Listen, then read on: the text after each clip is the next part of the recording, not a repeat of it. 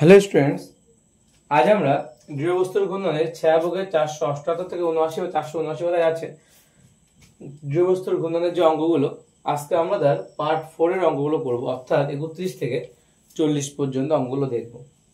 Question number 31-এ কি বলছে, যদি সূর্য থেকে পৃথিবীর দূরত্ব r হয়, তাহলে সূর্যের সাপেক্ষে পৃথিবীর কৌণিক ভরবেগ নিচের যে মানের সঙ্গে সমানুপাত হবে তা কি হবে। তো বলছে সূর্য থেকে পৃথিবীর দূরত্ব r হলে সূর্যের সাপেক্ষে পৃথিবীর কৌণিক ভরবেগ ধরলাম আমি l, কৌণিক ভরবেগ ধরলাম l, সে l সমান কি বলছে আমরা জানি কি i ওমেগা। এখন বলছে সূর্য থেকে পৃথিবীর দূরত্ব যদি r হয়, তাহলে সূর্যের সাপেক্ষে পৃথিবীর যে কৌণিক ভরবেগ তা যে মানের সঙ্গে সমানুপাত।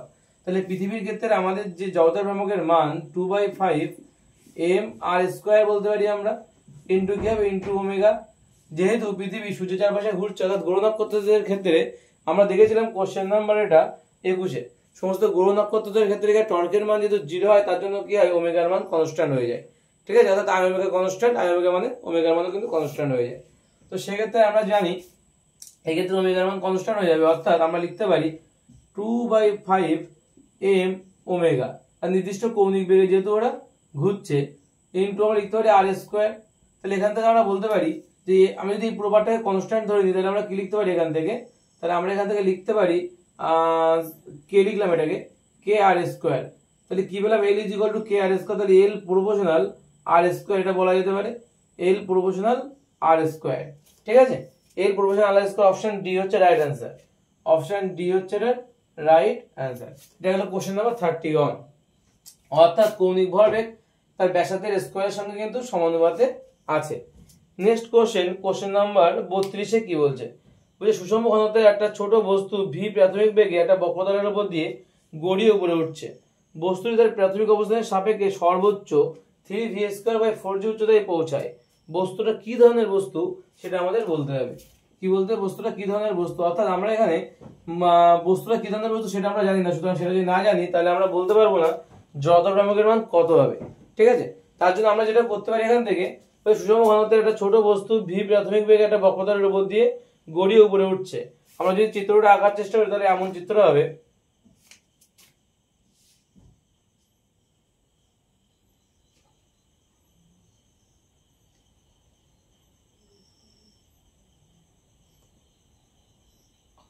এই যেটা হচ্ছে গড়িয়ে উপরে ওঠার চেষ্টা করছে। ঠিক আছে, তো সেই ক্ষেত্রে আমরা কি বলতে পারি, সেক্ষেত্রে আমরা বলতে পারি যে এক্ষেত্রে শক্তি সংরক্ষণ সূত্র মেনটেন হচ্ছে এক্ষেত্রে, এবং শক্তি সংরক্ষণ সূত্রের ক্ষেত্রে কি হচ্ছে, সেই বস্তুটা গড়াচ্ছে আবার সামনের দিকে করছে, গড়াতে গড়াতে দেখেছি সামনের দিকে হচ্ছে, তার মানে এর ক্ষেত্রে যে গতিশক্তি তৈরি হচ্ছে শক্তি সংরক্ষণ সূত্র অনুযায়ী রৈখিক গতিশক্তি এবং আবর্ত গতিশক্তি একসঙ্গে কাজ করছে। এবং বলছে সে কি করছে, বস্তুটার প্রাথমিক অবস্থানে সাপেক্ষে সর্বোচ্চ এত উচ্চতায় পৌঁছেছে, অর্থাৎ এখানে যখন পৌঁছাবে তখন কি হবে, তখন এর উপরে শুধুমাত্র কিন্তু কি হবে একটা উচ্চতা, এখানে একটা স্থিতিশক্তি সঞ্চয় হবে এর মধ্যে, তাই তো। আর আমরা শক্তি সংরক্ষণ সূত্র থেকে বলতে পারি যে গতিশক্তি যেটা, সেই গতিশক্তিটা কি হচ্ছে, দু রকম গতিশক্তি পাচ্ছি আমরা। তাহলে আমরা বলতে পারি কোশ্চেন নাম্বার 32, শক্তির সংরক্ষণ সূত্র থেকে, শক্তির সংরক্ষণ সূত্র থেকে, সংরক্ষণ সূত্র থেকে কি বলতে পারি, আমরা বলতে পারি যে half m v² plus half i omega square সমান সমান, এখানে কি স্থিতিশক্তি সঞ্চিত হচ্ছে, স্থিতিশক্তি রূপে থাকছে, অর্থাৎ এইটুকু যদি এই উচ্চতা হয়, ঠিক আছে, তাহলে কি হবে ওই এই উচ্চতায় থাকলো mg হলো। ঠিক আছে, তাহলে এখান থেকে আমরা যেটা করতে পারি সেটা হলো হাফ m v²টা যা আছে তাই রেখে দাও, half m v² plus half i এর মান বসাতে হবে। i এর মান আমরা জানি না বস্তুটা কেমন হয়, আমরা গোল ধরে নিয়েছি, বাট বস্তুটা কেমন হয় অবস্থা আমরা জানি না, তার জন্য আমরা কি করতে পারি, আমরা জড়তা ভ্রামকের মান আমরা জানি কি mr² হয়, তার আগে একটা কনস্ট্যান্ট মানে 2/3 বা 1/5 কিছু একটা হয়, 1/5 বা 2/5 এমন ধরনের কিছু একটা হয়, তারপর ধরলাম সেটা কে, সেটা কত হয় আমার জানা নেই, তাই কে ধরলাম। ঠিক আছে, তো যে ধরে নিতে আমরা বলতে পারি এখান থেকে কে, ওই কে এর মান আমাদের বের করতে হবে, kmr² ইনটু এটা হচ্ছে ওমেগা স্কয়ার মানে কি v²/r² বলতে পারি আমরা, v²/r², কারণ আমরা জানি ওমেগা = v/r, ওমেগা = v/r, তাহলে ওমেগা স্কয়ার = কি v²/r² হবে। ঠিক আছে, তাহলে সমান সমান mg h লিখতে পারি, আর এখান থেকে r² কেটে যাবে, তাহলে এখান থেকে আমরা হাফ m, এটা কমন চলে যাবে, হাফ m v² কমন চলে গেলে কি পড়ে থাকবে 1 প্লাস k পড়ে আছে, 1 প্লাস k পড়ে থাকবে, আর এখান থেকে কি লিখতে পারি আমরা m G M G into H এর মানটা বলে দেওয়া আছে প্রশ্নে, কত উচ্চতায় উঠেছে বলেছে, এইটার মানই বলে দেওয়া ছিল 3v² বাই হচ্ছে 4g, এই মানটা এখানে বলে দেওয়া ছিল। তাহলে এখানে বসিয়ে দাও ইন্টু দিয়ে, যে 3v² বাই 4g বসিয়ে দাও, দিলে কি হবে এখান থেকে আমরা জি আর জি কেটে দিয়ে দেখবো, আর সঙ্গে কি হবে এম আর এম কাটবে, ভি স্কয়ার কাটবে। ওকে, তাহলে এখান থেকে কি হচ্ছে, আমরা তলাতলায় কাটাকাটি করলে 2 2 4 হচ্ছে। তাহলে এখান থেকে আমরা দেখতে পাবো এখানে আর কিছু নেই, এখানে 1 প্লাস কে পড়ে থাকবে, 1 প্লাস কে সমান সমান এখানে কি পড়ে আছে, এখানে পড়ে থাকবে হচ্ছে 3 বাই, এখানে পড়ে থাকবে কত 3/2, 3/2 পড়ে থাকবে। তাহলে কে এর মান বের করলে কত হবে, 3/2 মাইনাস 1, তার মানে 2 1 কে 2, 3 থেকে 2 বাদ দিলে 1, 1/2 পড়ে থাকবে, 1/2 বা হাফ। ঠিক আছে, তাহলে কে এর মান কত হচ্ছে আমরা হাফ। তাহলে আমরা বলতে পারি এটা পেলাম, তাহলে আমরা কে এর মান হাফ পেলাম। তাহলে কে এর মানটা যদি এখানে বসিয়ে দিই তাহলে আমরা কি পাচ্ছি, হাফ এম আর স্কয়ার। এই হাফ এম আর স্কয়ার কার জড়তার ভ্রামক, হাফ এম আর স্কয়ার হচ্ছে, আমরা জানি যে ভরকেন্দ্রগামী লম্বকের সাপেক্ষে জড়তার ভ্রামক যদি দেখা যায় ভরকেন্দ্রগামী লম্বকের সাপেক্ষে, তাহলে এটা কিন্তু চাকতির জড়তার ভ্রামক, সম্ভবত চাকতির জড়তার ভ্রামক। ঠিক আছে, এটা চাকতির জড়তার ভ্রামক, চাকতি। তো আমাদের উত্তর তাহলে কত হবে, উত্তর হবে আমাদের চাকতি, অপশন বি হচ্ছে রাইট অ্যান্সার, অপশন বি হচ্ছে আমাদের রাইট অ্যান্সার। কি করলাম আমরা কে এর মান বের করে দেখলাম যে ভরকেন্দ্রগামী লম্বকের সাপেক্ষে এই যে জড়তার ভ্রামকটা পেলাম আমরা, এই কে এর মান কত সেটা তো জানা ছিল না আগে। এই জড়তার ভ্রামকের মানটা যে পেলাম, এই মানটা আমরা যে মানটা পেলাম সেই মানটা অ্যাকচুয়ালি কার মান, সেটা থেকে আমরা কি বুঝলাম যে হাফ এম ভি আর স্কয়ার যেটা আছে এটা অ্যাকচুয়ালি লম্বক মানে ভরকেন্দ্রগামী লম্বকের সাপেক্ষে এটা কিন্তু চাকতির কিন্তু জড়তার ভ্রামকের মান।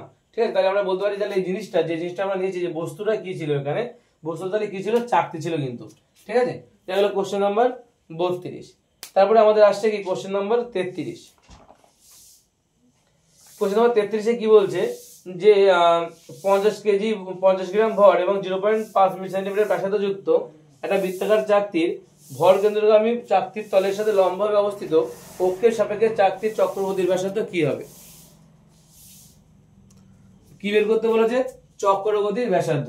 তো আমরা কিভাবে করতে পারি চক্রগতির ব্যাসার্ধটা, সূত্র গেছি কি ছিল, K is equal root over M by root over I by M, K is equal root over I by M. ঠিক আছে, এই সূত্র দিয়ে আমরা কিন্তু চক্রগতির ব্যাসার্ধ বের করতে পারি। এখান থেকে যদি আমরা লিখি যে কি বললাম আমি লেখাটা, আমি বললাম চক্রগতির ব্যাসার্ধকে আমরা কে দিয়ে লিখি, কে ইজ ইকুয়াল রুট ওভার এর মধ্যে আই বাই এম। এটাকে আমরা বলতে পারি হচ্ছে কে স্কয়ার, আমরা পরের লাইনে যদি লিখি K square is equal to I by M, সেখানে আমরা বলতে পারি I is equal to M K square, যেখানে কে বলছে চক্রগতির ব্যাসার্ধ। ঠিক আছে, আমরা এই সূত্র থেকে বেসিক্যালি আমরা এই জায়গাটায় যাই, তো এটা হচ্ছে মেন সূত্র। তো চক্রগতির ব্যাসার্ধ যদি বের করতে বলা হয় তাহলে বলছে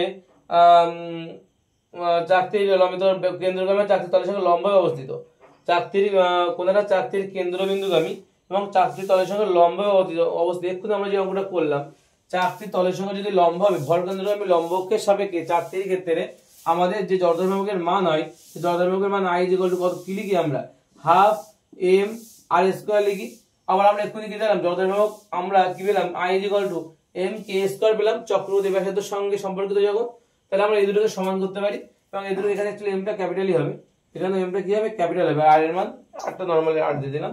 তাহলে আমরা এই দুটোকে সমান করতে পারি। এই দুটো যদি আমরা সমান করি তাহলে কি পাবো, এখন এই দুটোকে অ্যাকর্ডিং টু কন্ডিশন বলতে পারি আমরা, অ্যাকর্ডিং টু কন্ডিশন আমরা বলতে পারি এম কে স্কয়ার সমান সমান হাফ এম আর স্কয়ার, উভয় পাশে এম এম কেটে যাবে, তাহলে কে স্কয়ার সমান সমান আর স্কয়ার বাই 2 বলতে পারি। তাহলে কে সমান সমান কত হবে, রুট ওভার এর মধ্যে আর স্কয়ার বাই 2, রুট ওভারের মধ্যে কি হবে আর স্কয়ার বাই 2 মানে আর রুট 2, কত হবে তার মানে হবে আর বাই রুট 2। আর এর মান কত, আর এর মান বলে 0.5 সেন্টিমিটার, তাহলে আর এর মান 0.5 বাই রুট 2, 0.5 বাই রুট অপশনে কি আছে 0.5 অপশন মান বের করতে হবে এটা। তো 0.5 বাই রুট 2 করলে দেখা যায় যে এর মানটা আসবে নিয়ার আবাউট কত 0.3536 এরকম একটা কিছু আসবে, 0.35 আমাদের অ্যান্সার আছে, এত সেন্টিমিটার আমাদের উত্তর আছে কত 0.35 এত সেন্টিমিটার আমাদের অ্যান্সার আছে। ঠিক আছে, এটা তাহলে আমাদের অ্যান্সার হবে অপশন সি হচ্ছে রাইট অ্যান্সার, অপশন ডি হচ্ছে রাইট অ্যান্সার। অপশন ডি হচ্ছে আমাদের রাইট অ্যান্সার হবে। এটা গেল কোশ্চেন নাম্বার, এটা গেল কোশ্চেন নাম্বার 33। কোশ্চেন নাম্বার 33 বোঝা গেল কি করলাম। তো নেক্সট কোশ্চেন কি বলছে, কোশ্চেন নাম্বার 34 কি বলছে, কোশ্চেন নাম্বার 34 কি বলছে, 10 কেজি ভরের একটা বস্তু 8 মিটার ব্যাসার্ধের বৃত্তাকার পথে 2 metre per second 2 metre per second বেগ নিয়ে গতিশীল রয়েছে, বস্তুটির ক্ষমতা নির্ণয় করতে হবে। ক্ষমতার সূত্রটা কি আছে, ক্ষমতার সূত্রটা বলছে বল ইনটু বেগ মানেও কিন্তু ক্ষমতা, আমরা জানি কি ক্ষমতাকে আমরা পি দিয়ে লিখি। কোশ্চেন নাম্বার 34 ক্ষমতাকে আমরা পি দিয়ে লিখি, P is equal two F dot V, তার মানে এফ ভি কস থিটা বলতে পারি আমরা, এফ ভি কস থিটা। বলছি যখন বৃত্তাকার পথে, যখন কোণাটা কি হবে বৃত্তাকার পথে গতিশীল হবে, তখন সে গতিশীল কত বেগ নিয়ে 2 মিটার পার সেকেন্ড বেগ নিয়ে যাচ্ছে, তখন কি হয়, তখন একটা কেন্দ্রমুখী বল তার উপর লম্বভাবে সবসময় জন্য কি করে, কাজ করে।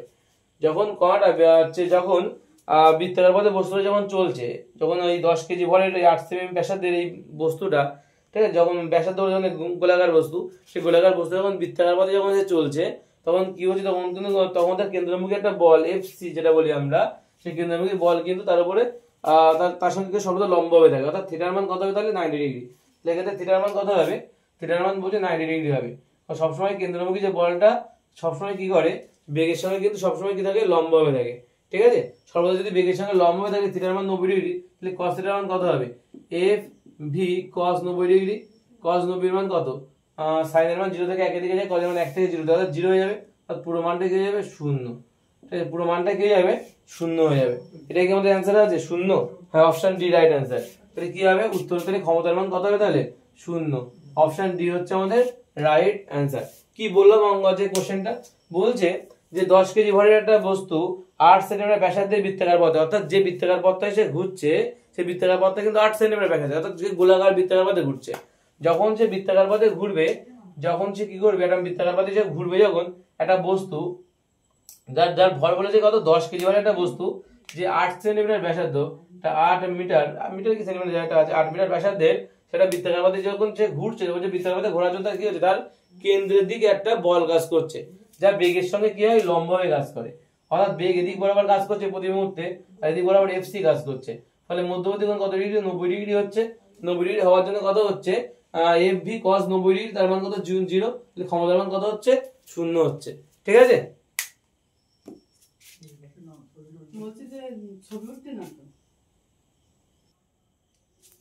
নেক্সট কোশ্চেন কি বলছে, কোশ্চেন নাম্বার 35। কোশ্চেন নাম্বার 35 এর অঙ্কটা খুব ভালো অঙ্ক। কি বলছে যে যদি একটা গোলক গড়াতে থাকে, তবে তার আবর্ত গতিশক্তি এবং মোট গতিশক্তির অনুপাত কি হবে।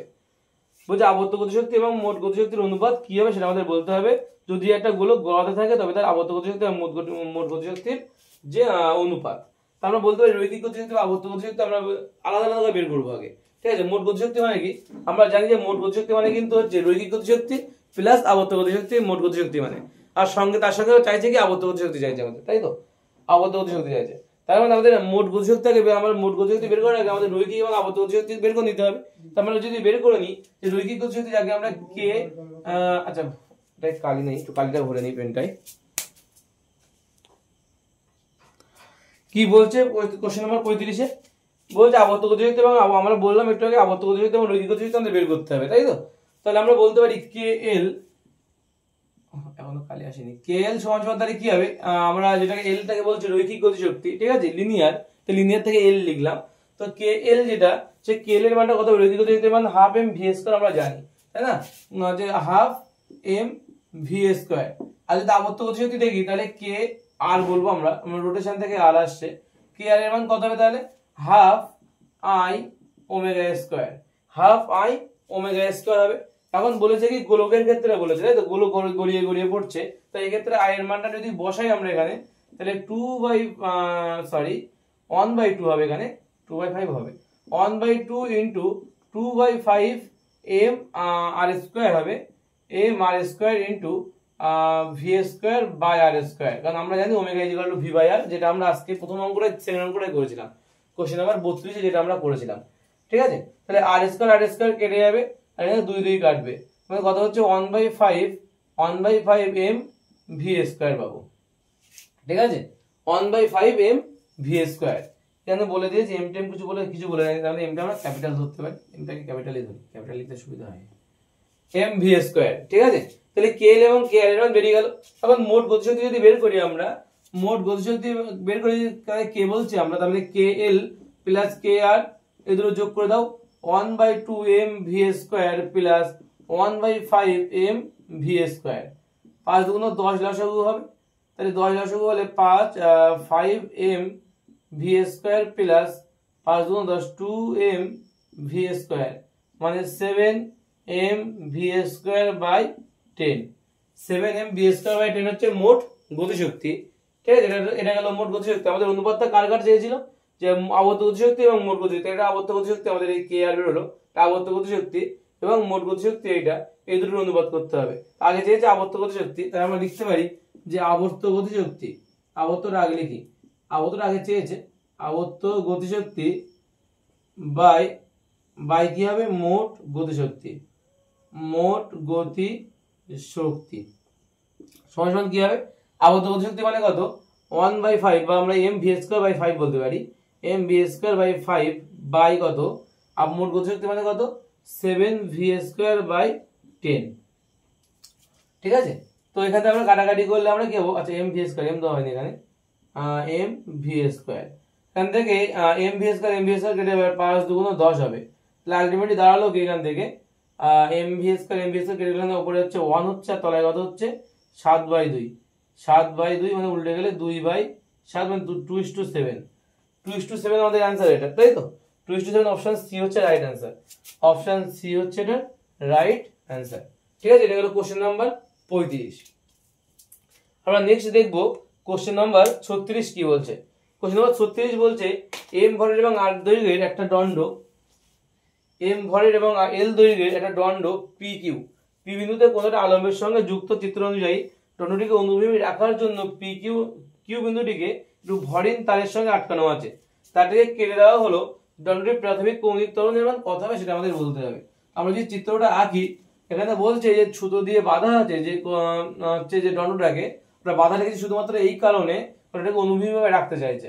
ঠিক আছে, এটাকে অনুভূমিকভাবে রাখার জন্যই কিন্তু দড়ি দিয়ে বেঁধেছে। চিত্রটা আমরা যদি আঁকি তাহলে এমন হবে চিত্রটা, এই যে দণ্ড নিলাম, এই দণ্ডটাকে উপরে আলম্ব থেকে কি করা হচ্ছে, এই যে আলম্ব আছে, আলম্ব থেকে সুতো দিয়ে ঝুলিয়ে দিয়েছে যাতে এটা নিচের দিকে ঝুলে না যায়। ঠিক আছে, তার জন্য কি করা হয়েছে, এখানে কিন্তু আলম্ব থেকে ঝুলিয়ে মানে ঝুলে দেওয়া হয়েছে। টোটাল দৈর্ঘ্য বলেছে এল, এই টোটাল দৈর্ঘ্যটা কত বলেছে, এখানে এই পর্যন্ত টোটাল দৈর্ঘ্যটা বলেছে, এল দৈর্ঘ্য বলে দিয়েছে। আর কি বলেছে, আর বলেছে এখানে হচ্ছে পি বিন্দু সাপেক্ষে সেই কিন্তু ঘুরবে, এটা হচ্ছে পি বিন্দু, সেই পি বিন্দু সাপেক্ষে সেই কিন্তু ঘুরবে, অর্থাৎ যখন দড়িটা এখানে কেটে দেবো বা এখান থেকে খুলে দেবো, সে কিন্তু এই এদিক বরাবর এই বৃত্তাকার পথে কিন্তু ঘুরতে থাকবে, এদিক বরাবর কিন্তু সে বৃত্তাকার পথে চলে যাবে। ঠিক আছে, এটা পুরোপুরি বৃত্তাকার হয়নি হয়তো, পুরোপুরি বৃত্তাকার হয়নি, এইভাবে হবে। ঠিক আছে, এইভাবে কিন্তু চলতে থাকবে। ঠিক আছে, এখন আমরা যেটা করতে পারি এখান থেকে, আমরা যেটা করতে পারি সেটা কি করতে পারি, এখান থেকে অঙ্কটাকে আমরা জানি যে এটাতে সুষম একটা দৈর্ঘ্যের বস্তু বলে দিয়েছে প্রশ্নে, দণ্ড যেটা সুষমভাবে আছে। ঠিক আছে, দণ্ড সুষমভাবে ধরে নিয়ে আমরা কাজ করব। তাহলে আমরা কি করব, দেখবো যে এমজি, এর যে এমজি সেটা কোন দিকে কাজ করবে, এটা কিন্তু অবশ্যই নিচের দিকে কাজ করবে। এর যে এমজি সেটা নিচের দিকে, কিন্তু অবশ্যই এমজি নিচের দিকে কাজ করবে, এটা আমরা লিখে নিলাম, এটা আমরা জানি। আচ্ছা, এখানে ভরকেন্দ্র যদি এই জায়গায় হয়, তাহলে ভরকেন্দ্রের দৈর্ঘ্য কত হবে, এটা L/2 হবে এই দৈর্ঘ্যটা, এখান থেকে এইটুকু দৈর্ঘ্য L/2, আর এখানে এইটুকু দৈর্ঘ্য কিন্তু L/2 হবে। ঠিক আছে, এই দুটো জিনিস আমরা জানি, লিখে নিলাম। ঠিক আছে, আর কি কি জানি আমরা, আমরা জানি যে টর্কের মান কত হয়, টর্ক ইজ ইকুয়াল টু কি হয়, আমরা জানি টর্ক বা টাও, আমরা জানি কোশ্চেন নাম্বার 36 টর্ক বা টাও মানে কি হয়, টর্ক বা টাও হচ্ছে সেই বল যে বলটা প্রয়োগ করে সেই বল ইনটু কি হয়, বল ইনটু লম্ব দূরত্ব, অর্থাৎ আমরা জানি লম্ব দূরত্ব কত হবে, এই যে L/2 কিন্তু। ঠিক আছে, L/2 লম্ব দূরত্ব কত হবে, L/2 লম্ব দূরত্ব হবে। তো এখান থেকে যদি আমরা এফ মানে কি জানি, এফ মানে কোন দিক বরাবর কাজ করছে, নিচের দিক বরাবর, তাহলে কি হবে এমজি, তাই তো, তাহলে এমজি ইনটু L/2 আমরা টর্কের মান পেয়ে গেলাম এখান থেকে।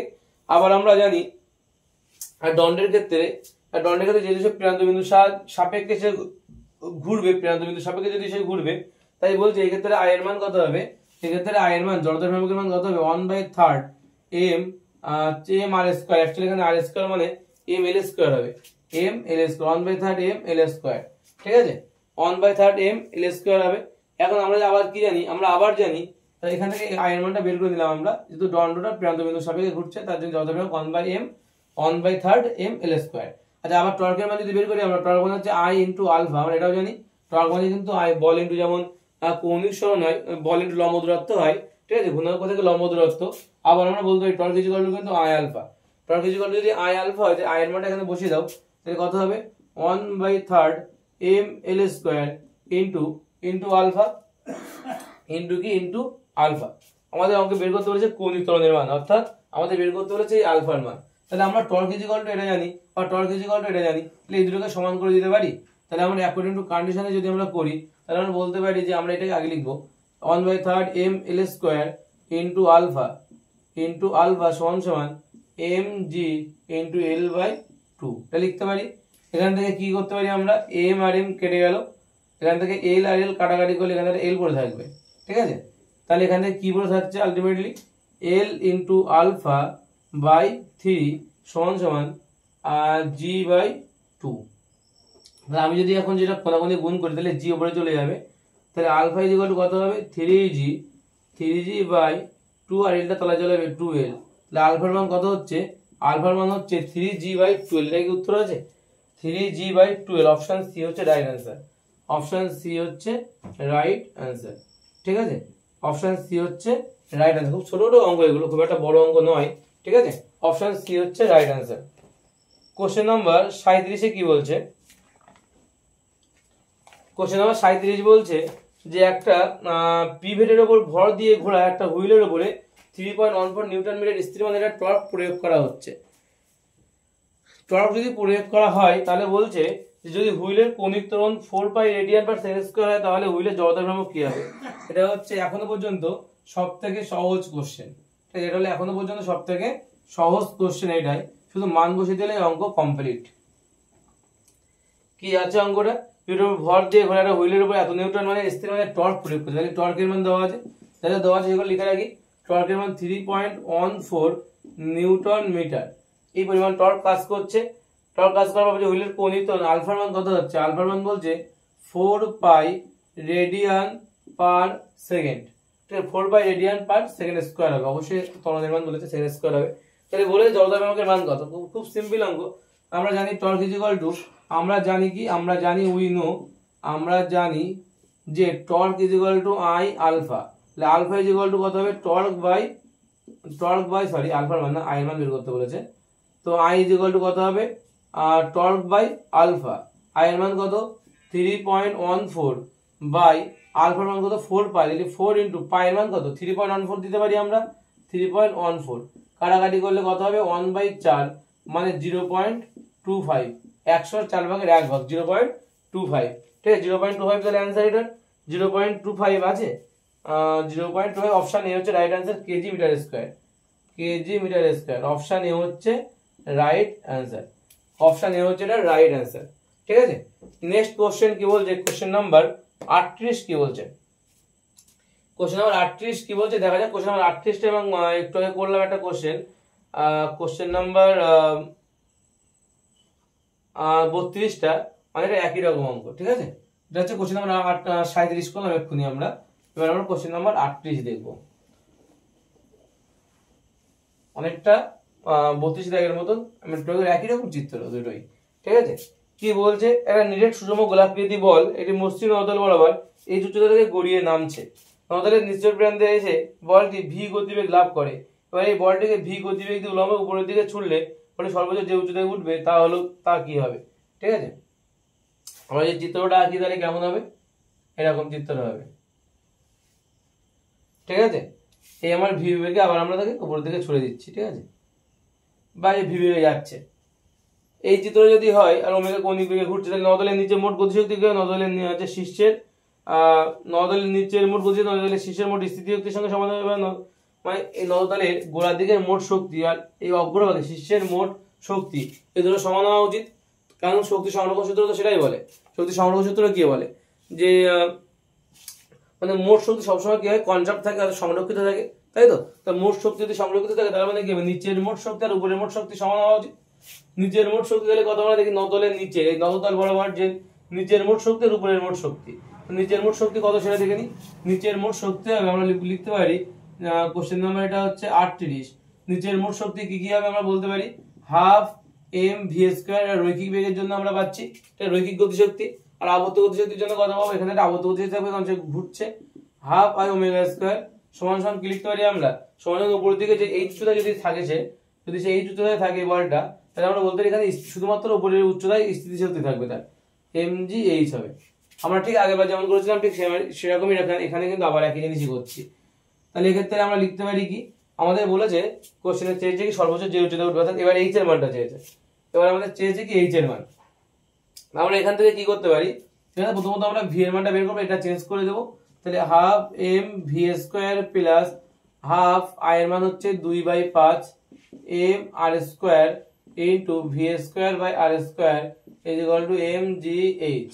ঠিক আছে, আর এখান থেকে আমরা আর স্কোয়ার কেটে দেবো, তাহলে এখান থেকে 2 2 কেটে দেবো। তাহলে অ্যাকচুয়ালি এখানে আমরা কত পেয়েছিলাম, এখানে আমরা পেয়েছিলাম 2 আর 5 আছে, 5 10 লাখ হয়েছিল, উপরে 7 হয়েছিল মনে আছে এখনো।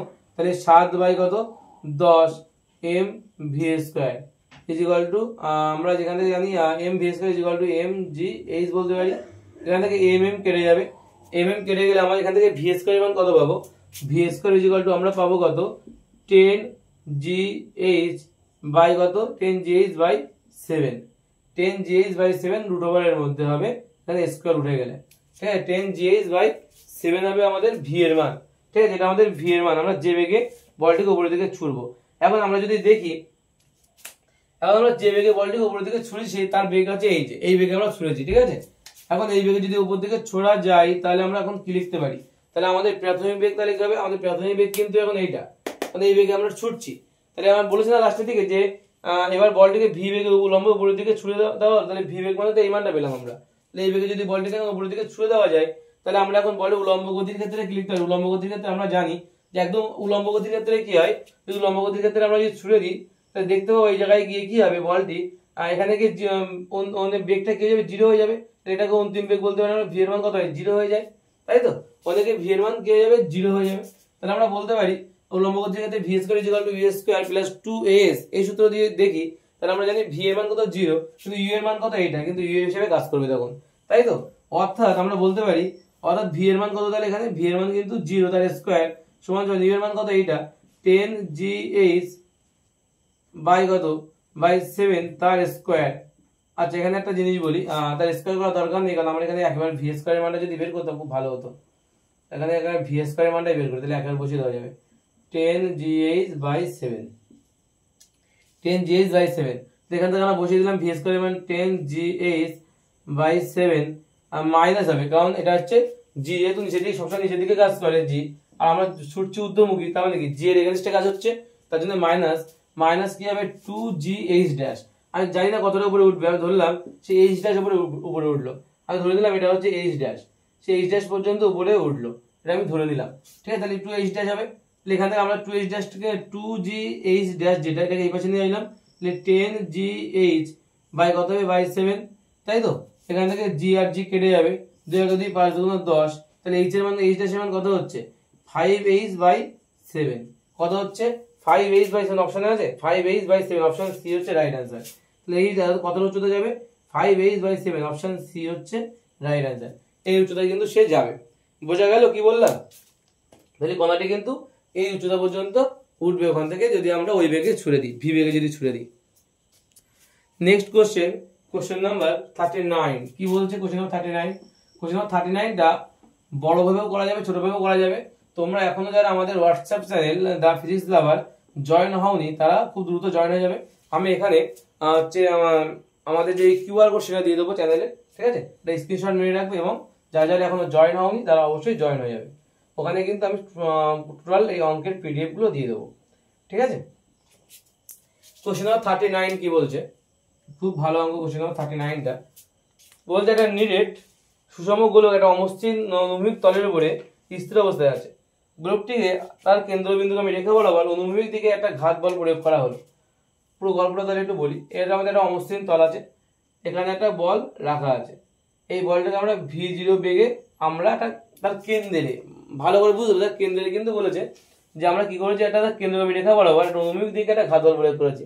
কেন্দ্রগামী রেখা বরাবর যখন আমরা কোনো কিছুকে ঘাত বল প্রয়োগ করি তখন কিন্তু অবশ্যই সেখানে কোনো টর্ক সৃষ্টি হয় না, বোঝা গেল? অর্থাৎ সেখানে কোনো টর্ক সৃষ্টি না হওয়ার জন্য সেখানে কিন্তু কোনো রকম কৌণিক বেগ অর্থাৎ সে ঘুরবে না, সে পিছলাবে কিন্তু গড়াবে না, বোঝা গেল? এবং সে যখন পিছলে যাবে কিছুটা তখন তার তলা দিক থেকে একটা ঘর্ষণ বল, উল্টো দিকে ঘর্ষণ বল কাজ করবে একটা। সেই ঘর্ষণ বলের জন্য কি হবে, তার সেই রৈখিক বেগ, যে রৈখিক বেগ সামনে এগোচ্ছে, কৌণিক বেগ তো নেই, রৈখিক বেগে এগোবে, তো রৈখিক বেগটা কি হবে, ধীরে ধীরে কমতে থাকে আর কৌণিক বেগ ধীরে ধীরে বাড়তে থাকে। এর ফলে কিছুটা যাওয়ার পরে সে কি করে, সে অটোমেটিক্যালি কিন্তু একটা কৌণিক বেগ পেয়ে যায় এবং সেখানে ভি বেগে যাবে এবং একটা কৌণিক বেগ সঙ্গে থাকবে।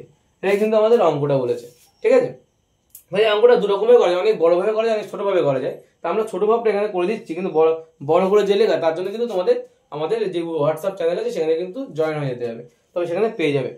তো বলছে যেটা নিরেট সুষমক গোলক একটা অমসৃণ অনুভূমিক তলের উপরে স্থির অবস্থায় আছে, এখানে স্থির অবস্থায় আছে, এমজি কিন্তু নিচের দিকে কাজ করবে সবসময়ের জন্য।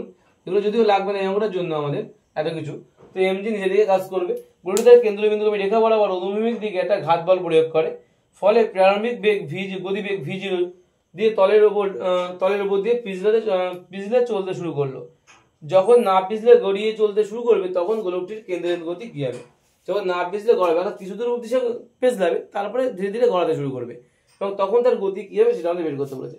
তো আমরা এখানে কৌণিক ভরবেগের সংরক্ষণ সূত্র যদি অ্যাপ্লাই করি অঙ্কটা খুব দ্রুত হয়ে যায়। কৌণিক ভরবেগের সংরক্ষণ সূত্র, তা কৌণিক ভরবেগের সংরক্ষণ সূত্রের ক্ষেত্রে আমরা জানি যে কৌণিক ভরবেগের স্পর্শ বিন্দুর সাপেক্ষে যদি আমরা কৌণিক ভরবেগের সংরক্ষণ সূত্র অ্যাপ্লাই করি, কার সাপেক্ষে এই কথাটা লিখে রাখো, স্পর্শ বিন্দুর সাপেক্ষে।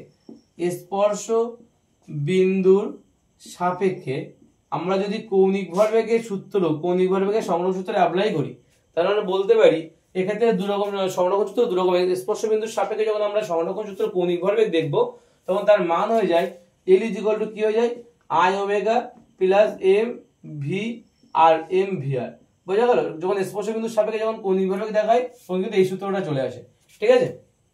তো আমরা যদি দেখি এই সূত্রটা যদি অ্যাপ্লাই করি তাহলে আমরা প্রাথমিক অবস্থায় একবার দেখবো, ইনিশিয়াল অবস্থা বা প্রাথমিক অবস্থায় আমরা যেটা দেখবো, প্রাথমিক অবস্থায় কৌণিক ভরবেগ, প্রাথমিক অবস্থায় কি দেখবো আমরা, কৌণিক ভরবেগ। প্রাথমিক অবস্থায় কৌণিক ভরবেগ কত হবে, কৌণিক ভরবেগ হবে আমরা লিখতে পারি L I is equal to কত হবে, আই ওমেগা, ঠিক আছে? L I is equal to কত হবে, I omega plus M V এর মান কত বলেছে, v0 বলেছিল ইনটু আর, ঠিক আছে? v0 ইনটু আর বললাম আমরা, তো এখানে ক্যাপিটাল লিখে এটাকে আমরা ক্যাপিটালও বলতে পারি, ঠিক আছে? v0 ইনটু আর। ওকে, এখানে কিন্তু কি হচ্ছে, আমরা কিন্তু প্রাথমিকভাবে বলেছিলাম যে প্রাথমিকভাবে কোনো রকম কৌণিক বেগ থাকে না, শুধুমাত্র রৈখিক বেগ থাকে। কৌণিক বেগ না থাকার জন্য ওমেগার মান 0, ফলে এই পার্টটা 0 হয়ে যাবে, শুধুমাত্র পড়ে থাকবে কত, এম v0 আর। ক্লিয়ার? এবার আমরা দেখবো চূড়ান্ত বা অন্তিম অবস্থায়, চূড়ান্ত অবস্থায় কৌণিক ভরবেগ কত হবে সেক্ষেত্রে, কৌণিক ভরবেগ সেক্ষেত্রে কিন্তু দুটোই থাকবে, রৈখিকও থাকবে আবার কৌণিকও থাকবে। সেক্ষেত্রে কি হবে, এল এফ ফাইনাল কি হবে, I omega plus M V R হবে সেক্ষেত্রে। আর এখানে আই ওমেগার মানটা যদি আই এর মানটা বসে দিই আমরা তাহলে কত হবে, আই এর মান বসে দিলে 2/5, গোলকের ক্ষেত্রে বলেছে M R square, 2/5 M R square, 4 square plus কি হবে আই ওমেগা ইন্টু কি হবে ওমেগার মান কত, ভি বাই আর। তাহলে আমরা বলতে পারি ভি বাই আর হবে একটা প্লাস এম ভি আর, আমি ধরলাম এখান থেকে ভি বেরিয়ে যাচ্ছে তাই ভি ধরলাম এখানে, এম ভি আর। এখান থেকে আমরা যদি কাটাকাটি করি তাহলে আমরা দেখতে পাবো এখানে একটা আমার কি থাকবে, আর থাকবে, তাহলে এখানে একটা আর থাকছে আমাদের, তাই তো, এম আর। তো এখান থেকে আমরা কি কি পাবো, তাহলে এখান থেকে আলটিমেটলি আমরা যেটা পাচ্ছি সেটা একবার লিখে নিই। সেটা আমরা পাচ্ছি এখান থেকে আমরা পাবো হচ্ছে 2/5 এম ভি আর প্লাস এম ভি আর। তাহলে এম ভি আর যদি কমন চলে যায় তাহলে হচ্ছে এখানে কি হবে, এম ভি আর কমন চলে গেলে 2/5 প্লাস 1 এত এম ভি আর হবে, তাই তো? তাহলে 5 একে 5, 5 দিয়ে 7/5, তাহলে 7/5 এম ভি আর। কত পাচ্ছি আমরা, এলএফ এর মান 7/5 এম ভি আর। ওকে, তাহলে এখান থেকে আমরা এলআই এর মান পেলাম, এলএফ এর মান পেলাম। তাহলে আমরা কৌণিক ভরবেগের সংরক্ষণ সূত্রের জন্য কি বলতে পারি, এলআই আর এলএফ সমান হওয়া উচিত। তাহলে এলআই সমান সমান এলএফ হবে, তার মানে এম v0 আর সমান সমান 7/5 এম ভি আর সমান হবে আর আর কাটবে, এম এম কাটবে। তাহলে এখান থেকে আমরা যদি ভি এর মান বের করি তাহলে 5 এর সাথে ভি জিরো গুণ হয়ে যাবে। তাহলে ভি মানে কত হবে 5v0/7। এটাই আমাদের অ্যান্সার, 5v0/7 ভি এর মান। ঠিক আছে, 5v0/7 এটা আমাদের অপশন সি তে আছে রাইট অ্যান্সার। তাহলে অপশন সি হচ্ছে এটা রাইট অ্যান্সার হবে। তাহলে অপশন সি হচ্ছে আমাদের রাইট অ্যান্সার। আমাদের লাস্ট কোশ্চেন, কোশ্চেন নাম্বার 40 কি বলছে? কোশ্চেন নাম্বার 40টা খুব ভালো কোশ্চেন এবং বোঝার কোশ্চেন একটা। ঠিক আছে, কোশ্চেন নাম্বার 40 কি বলছে? কোশ্চেন নাম্বার 40-এ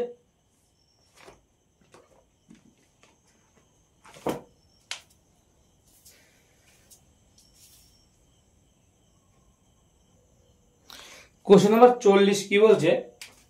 কোশ্চেন নাম্বার 40-এ বলছে যে এ বাহু বিশিষ্ট একটা নিরেট ঘনক, একটা ঘনক আছে যেটা প্রতিটা বাহুর দৈর্ঘ্য বলেছে, এ বাহু বিশিষ্ট একটা ঘনক বলেছে। এই ঘনক আছে, ঘনক এটা মসৃণ অনুভূমিক তলের উপর দিয়ে v0 বেগ নিয়ে সামনে এগোচ্ছে। যেতে যেতে এটা কি করেছে, হঠাৎ করে পি বিন্দুতে, এখানে একটা পি বিন্দু আছে, সেই পি বিন্দুতে কি করেছে, এই যে পি বিন্দুটা আছে সেই পি বিন্দুতে হঠাৎ করে কি করেছে, ধাক্কা খেয়েছে। পি বিন্দুটা পিন আছে লাগানো, সেই পি বিন্দুতে পিনের জন্য কি হচ্ছে, ধাক্কা খাচ্ছে। তাহলে এখানে কিন্তু একটা ওমেগা কৌণিক বেগ তৈরি হবে, এখানে একটা ওমেগা কৌণিক বেগ তৈরি হবে। ঠিক আছে, তো ধাক্কা খাওয়ার জন্য কি হচ্ছে, সেটা কি হচ্ছে, উল্টে গেল। এই মুহূর্তে কৌণিক বেগের মানে ওমেগার মানটা আমাদের বের করতে হবে। ঠিক আছে, তো প্রাথমিক অবস্থায় কিন্তু তাহলে কি দেখতে পাচ্ছি, যখন প্রাথমিক অবস্থায় বেগ নিয়ে যাচ্ছে তখন সে কিন্তু পাল্টাচ্ছে, মানে পাক খাচ্ছে না, তার মানে সেখানে কোনো কৌণিক বেগ নেই প্রাথমিক অবস্থায়। এটা সংঘর্ষের আগে, সংঘর্ষ এখানে হয়েছিল, সংঘর্ষের আগে কিন্তু তার কোনো রকম কৌণিক বেগ নেই। তাহলে আমরা লিখতে পারি সংঘর্ষের আগে, একটা পয়েন্ট করলাম, সংঘর্ষের আগে কি একবার দেখে নি, সংঘর্ষের আগে কি হচ্ছে, তার কিন্তু কোনো রকম কি নেই, তার কিন্তু কোনো রকম কিন্তু কৌণিক বেগ নেই, শুধুমাত্র রৈখিক বেগ আছে। তার জন্য আমরা লিখতে পারি মোট ভরবেগ তাহলে কত হবে, এল আই মানে ইনিশিয়ালের জন্য, আর ইন্টু বলতে পারি আমরা এম ভি আই, এটা বলতে পারি আমরা, শুধু রৈখিক বেগ আছে ইনিশিয়াল, এটা এখানে ভি আই না বলে এটাকে আমরা ভি জিরো বলতে পারি, ভি জিরো বলে দেওয়া আছে আমাদের কোশ্চেনে। L I is equal to R into V M V zero. ঠিক আছে, আর এটা এটা গেল আমাদের সংঘর্ষের আগে। ঠিক আছে, আর সংঘর্ষের পরে কি হবে, আর এখানে একটা জিনিস বলে দিই, সংঘর্ষের পরেটা আগে বলি তারপর বলছি। সংঘর্ষের পরে কি হচ্ছে, সংঘর্ষের পরে কিন্তু সেটা পাল্টে যাচ্ছে, উল্টে যাচ্ছে, তাই তো? বলে এখানে কি হচ্ছে, এখানে কিন্তু আমরা এল এফ এর যে মানটা পাবো সেটা কিন্তু একটা কৌণিক বেগ পাবো। এল এফ মানে ফাইনাল কত হবে, আই এফ মানে একটা ফাইনাল একটা আই পাবো এবং একটা ওমেগা পাবো। ঠিক আছে, আই এবং ওমেগা পাবো। তো আই ওমেগা যদি পাই তাহলে এখানে আই এর মান বের করতে গেলে ঘনকের ক্ষেত্রে কি হবে, 2/3 M A square, 2/3 M A square into omega. বোঝা গেল? তাহলে এক্ষেত্রে আমরা এই মানটা পেলাম, এল এফ এর মান 2/3 M A square into omega পেলাম। এখান থেকে আমরা যদি দেখি এই 2/3 এম এ স্কোয়ারটা কিভাবে আসলো সেটা যদি আমরা দেখিয়ে দিই আমরা, তাহলে আমরা দেখিয়ে দিতে পারবো যে এখান থেকে আমরা জানি যে আই আই আই আই বলতে পারি, আই সমান কি হবে, এটাকে আমরা আই সমান বলতে পারি যে 1/3 অ্যাকচুয়ালি এখানে এটুকু দূরত্ব কিন্তু a/2। ঠিক আছে, 1/3 এম a/2 তার স্কোয়ার।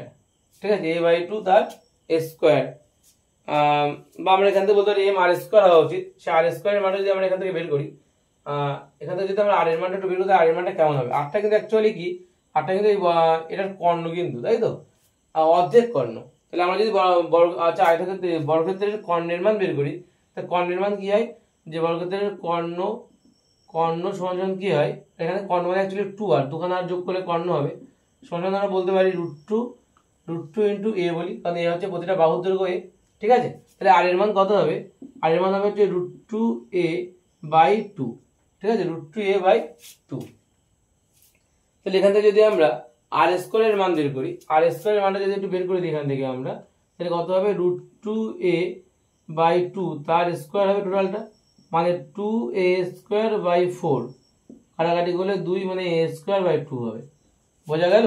তাহলে এখান থেকে কত হওয়া উচিত, আমরা একটু আগে বের করছিলাম, কি আমরা একটু আগে বের করছিলাম আই এর মানটা, তাহলে কত হবে 1/3 এম আর স্কোয়ার, আর স্কোয়ার মানে কত, আর স্কোয়ার মানে কিন্তু a²/2 প্লাস কোনটা হবে, এটা হচ্ছে সেন্টার অফ মাসের মধ্যে দিয়ে যেটা যাবে সেটা হলো ইন্টু কত হবে এম ডি স্কোয়ার হয়, আর ডি মানে কত, ডি মানে কিন্তু হচ্ছে আমাদের আর স্কোয়ার, তাহলে এম ইন্টু হচ্ছে এ স্কোয়ার বাই 2। আমরা লম্ব অক্ষ উপপাদ্য এখানে অ্যাপ্লাই করলাম, লম্ব অক্ষ উপপাদ্য আমরা এখানে অ্যাপ্লাই করলাম। এটা হচ্ছে আইসিএম, এটা হচ্ছে এম ডি স্কোয়ার, যে বারটা ওইটা, ঠিক আছে। তাহলে যদি আমরা এই আই এফ বা নর্মালি আই বের করতে চাই, এর ক্ষেত্রে আই বের করছি, কিন্তু তাহলে এখানে কত হবে 1/6 M A square plus 1/2 M A square. তাহলে কত হয় দেখা যাক, 3 আর 2 লসাগু 6 হবে। 6 যদি হয় তাহলে এখান থেকে আমরা লিখতে পারি 6 হলো যদি হয়, তাহলে এখানে 6 একে 6 মানে এম এ স্কোয়ার হবে। আর উপর থেকে কত হবে 2 2 3 6 3 এ স্কোয়ার, ঠিক আছে। 3 এ স্কোয়ার হচ্ছে তার মানে কত 4 A square, 4 M A square by কত 4 এম এ স্কোয়ার, এমটা capital, 4 M A square by 6, 2 2 4 3 2 6 মানে 2/3 এম এ স্কোয়ার। বোঝা গেল? 2/3 এম এ স্কোয়ার, এই জন্য আমরা 2/3 এম এ স্কোয়ার লিখেছিলাম। এটা দেখালাম কিভাবে আসলো, ঠিক আছে। কি হলো সেটা আমরা দেখিয়ে দিলাম এখানে, ঠিক আছে। আচ্ছা, ওখান থেকে কর্ণের মানটা আর স্কোয়ারের মানটা বলে দিলাম কি হবে। তাহলে এখান থেকে যদি আমরা লিখি তাহলে আমরা আর কি কি লিখতে হয়, আমরা জানি যে L I R L F সমান হওয়া উচিত, সংঘর্ষের আগে এবং সংঘর্ষের পরের মোট কৌণিক ভরবেগ সমান হয়। তাহলে আমরা বলতে পারি R into M V zero is equal to যে 2/3 M A square into omega বলতে পারি আমরা। আমাদের উদ্দেশ্য কি? আমাদের উদ্দেশ্য হচ্ছে ওমেগার মানটা বের করতে হবে। যদি ওমেগার মান বের করতে হয় তাহলে আমরা কি লিখতে পারি, আমরা এখান থেকে প্রথমবারে যেটা ছিল আমাদের আর ছিল, সে আর এর মানটা যদি আমরা এখান থেকে একটু বসানোর চেষ্টা করি, তো আমাদের এখানে যেটা করতে হবে, এখানে অ্যাকচুয়ালি লম্ব দূরত্ব এল আই প্রাথমিক ক্ষেত্রে এটা আর না লিখে এটাকে আমাদের a/2 লেখা বেটার, কারণ আমাদের এটুকু লম্ব দূরত্ব আমরা জানি বল, এবং এখানে যেটা হয় আর এর মান অ্যাকচুয়ালি এটা হবে a/2 হবে, ঠিক আছে, a/2 হবে। সেই a/2টা যদি এখানে বসিয়ে দিই আর এর জায়গায় a/2 যদি বসিয়ে দিই আমরা, আর এর জায়গায় যদি a/2 বসিয়ে দিই তাহলে আমরা কি পাবো, আমরা এখানে কেটে যাবে দেখতে পাচ্ছি, আর এখান থেকে যেটা হবে সেটা হচ্ছে ওমেগার মান বের করতে হবে। আচ্ছা, এখান থেকে আমরা আরটা করতে পারি এ স্কোয়ার, আর এ কেটে গেলে এ থাকবে এখানে। তাহলে আলটিমেটলি আমরা কি পাচ্ছি এই পাশে v0/2 সমান সমান 2a/3 ইন্টু ওমেগা। তখন কোনাগুনি গুণ করে দিতে হবে, এটা গুণ করলে কত হবে, ওমেগার মান সমান সমান কোনাগুনি গুণ করো 3v0/4 4a, ওমেগার মান তাহলে কত হবে 3v0/4a, ঠিক আছে। ওমেগার মান কত হবে তাহলে 3v0/4a। অপশন বি হচ্ছে রাইট অ্যান্সার, ঠিক আছে। তাহলে অপশন বি হচ্ছে এটা রাইট অ্যান্সার। এই ছিল আমাদের 31 থেকে 40 পর্যন্ত টোটাল 10টা অঙ্ক করলাম। আমরা নেক্সট দিন আরো 10টা অঙ্ক করবো পরের পার্টে, এবং এইভাবে মোটামুটি আমরা শেষ করে বলবো। মোটামুটি আমাদের 63টা অঙ্ক আছে এখানে, ঠিক আছে। মোট অঙ্ক আছে 64টা। তো লাস্টের অঙ্কগুলো বড্ড ছোট ছোট অঙ্ক, অসুবিধা হবে না খুব একটা। তো আমাদের আর একটা দিন ভিডিও করলে মোটামুটি কভার হয়ে যাবে, ঠিক আছে। আর একটা দুটো ভিডিওর মধ্যে মোটামুটি কভার করে দেবো, ঠিক আছে। আমাদের দৃঢ়বস্তুর গুণাঙ্ক শেষ হয়ে যাবে। আর তোমরা এখনো যারা আমাদের হোয়াটসঅ্যাপ চ্যানেলে জয়েন হওনি তারা কিন্তু খুব দ্রুত জয়েন হয়ে যাবে সমস্ত আপডেট পাওয়ার জন্য, ঠিক আছে। এবং 11 এর মক টেস্টগুলো নেওয়া হবে ওখানে।